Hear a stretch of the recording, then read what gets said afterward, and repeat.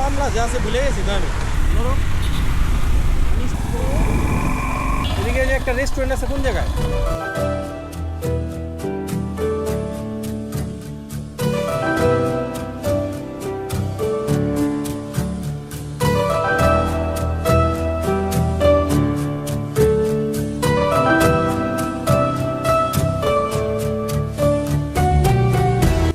Hey guys, কি অবস্থা? সবাই কেমন আছেন?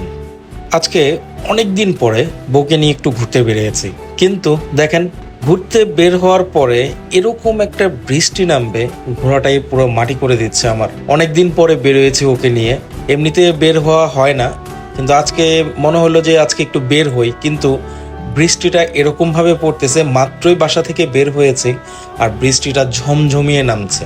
যাই হোক, বৃষ্টি থামলে তারপরে বের হব।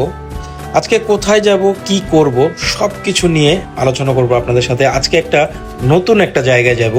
এই জায়গাটা আমি কখনো যাইনি, শুধু ভিডিওতে দেখেছি, টিকটকে দেখেছি, কিন্তু কখনো যাওয়া হয় নাই। আচ্ছা, মাঝে আরেকটা কথা বলে রাখি, অনেকেই বলতে পারেন হেলমেট কেন পরিনি।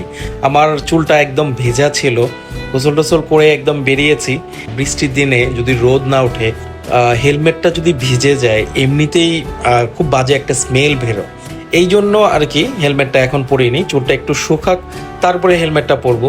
আজকে ওয়েদারটা ছিল খুব সুন্দর, একদম আমার মনের মতো একটা ওয়েদার। আমি যেমন চাই, ঘুরতে বেরোলে রোদ থাকবে না, আকাশটা মেঘলা থাকবে, আমি এরকমটাই চাই, কিন্তু বৃষ্টি না হোক, এটা হচ্ছে কথা। কিন্তু বৃষ্টির মধ্যে পড়লে ঘোড়াটা একদম মাটি হয়ে যায়, আমার মোটেও ভালো লাগে না এই জিনিসটা।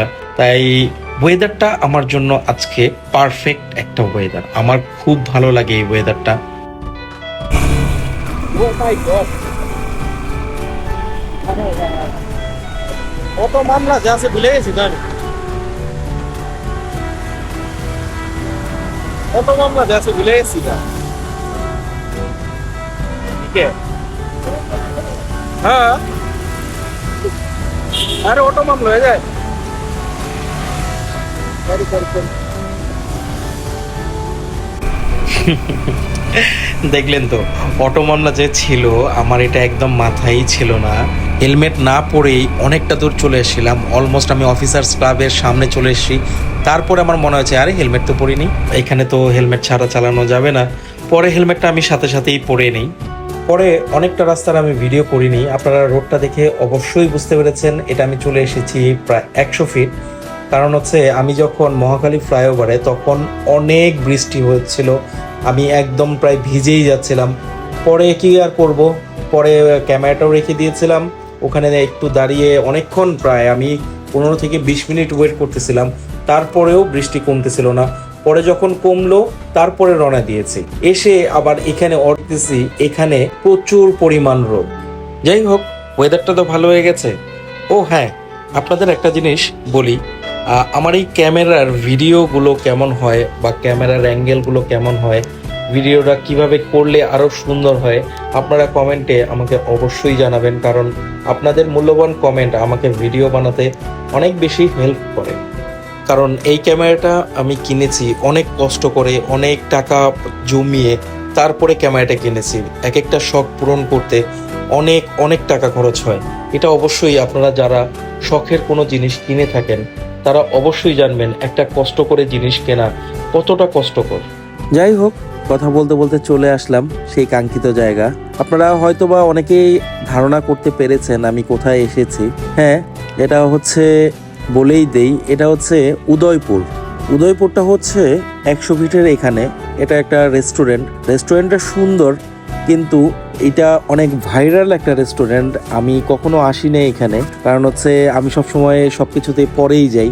বাইক পার্ক করলাম, বাইক পার্ক করে এটা হচ্ছে তাদের এন্টারেন্সটা হচ্ছে প্রথমেই রিসিপশন তাদের। আমার এখানে বুকিং করা ছিল আগে থেকেই, পরে তাদের এখানে রিসিপশনের এই জায়গাটার মধ্যে ভিডিও করা নিষেধ, তাই আমি ভিডিও করিনি, শুধু খাবারের মেনুটা দেখাচ্ছি। তবে খাবারের এখানে প্রচুর দাম, আপনারা যদি এখানে এসে থাকেন তাহলে ভেবেচিন্তে আসবেন। খাবারের কিন্তু অনেক দাম, মিনিমাম হচ্ছে তাদের 1200 টাকার একটা প্যাকেজ নিতে হবে, তাহলে এন্ট্রান্সটা ফ্রি আপনাদের। তা না হলে আপনারা যদি খাবার অর্ডার না করেন তাহলে পার পারসন 500 টাকা করে দিতে হবে, যা কিনা আমার কাছে একদমই অর্থিত লেগেছে, কারণ খাবারের অনেক প্রাইস।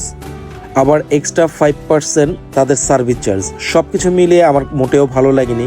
আমি যদি জানতাম আগে থেকে যে এখানে মিনিমাম খাবার যেটা আপনি খেতে পারবেন তার প্রাইস 2500 টাকা, বা মনে করেন এন্ট্রান্স আপনি যদি কোনো খাবার অর্ডার না করেন সেটাতে আমাকে 500 টাকা করে পার পার্সন দিতে হবে, তাহলে আমি কোনোভাবেই এখানে আসতাম না।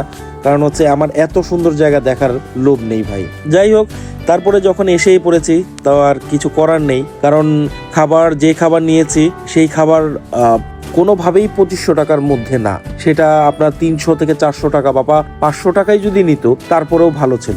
যাই হোক, এখন এসেও পড়েছি, এখন একটু ঘোরাফেরা করা যাক। তবে ওয়েদারটা ছিল দেখার মতো, আপনারা নিজেরাও দেখছেন ওয়েদারটা অনেক বেশি সুন্দর ছিল, যেমনটা আমি চাই। হালকা একটু রোদ, তবে ওইখানে প্রচুর মেঘলা ছিল। ঘোরাফেরা করতে করতে একটু পরে দেখি বৃষ্টি নেমে যায়। চলুন বৃষ্টিটা এনজয় করে আসি।